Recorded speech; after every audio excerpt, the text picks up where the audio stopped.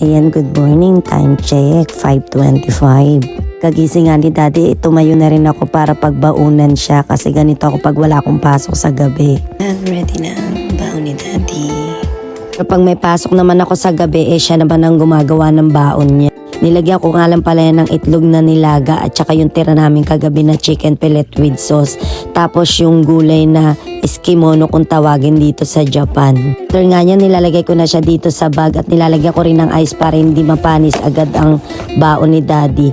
Ito nga palang baonan niya ng tubig nilagyan ko lang ng iced tea. Tapos lalagyan ko rin pala yan ng yelo kasi nga medyo mainit sa company nila. Kasi nga welder pala ang trabaho ng asawa ko.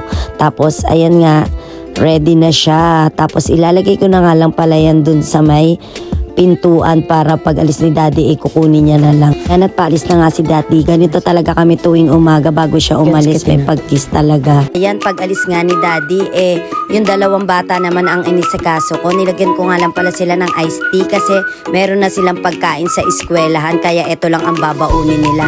Nilutuan ko na nga rin pala sila ng tinapay. Hindi pala sila kumakain ng kanin sa umaga. Tinapay at Yakult lang kasi nga meron din silang pagkain sa school. Pagkatapos nga niyan, pinireport ko naman yung kanila mga dadalhin sa eskwelahan. Ito nga ang pinaka-importante sa lahat, ang bag at saka sombrero.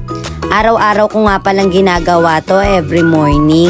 Kaya alam ko na kung ano yung mga dadalhin nila sa eskwelahan. Pagkatapos nga niyan, pinireport ko na rin yung mga susuotin nila. Ayan, ako nga pala lagi ang nagpe-prepared para kompleto. Sobrang lamig na nga kasi dito talaga sa Japan kaya kailangan may gloves sila. Chinek ko na nga rin pala yung relakocho nila. Dito nakasulat lahat kung ano yung mga dadalhin nila sa eskwelahan or ayan, kailangan din pirmahan para ako nakapag-assignment pa sila kagabi. Si Daddy nga pala ang gumagawa nito araw-araw, chinek ko lang, o diba? Tapos, ayan nga, chinek ko rin kung may babayaran. Nabayaran na nga ni Daddy, 2,000 yen. At eto nga pala mga binabayaran, yung mga kinakain nila sa school tuwing tanghalian. Tapos nga nilang kumain, ayan, gumayak na nga sila.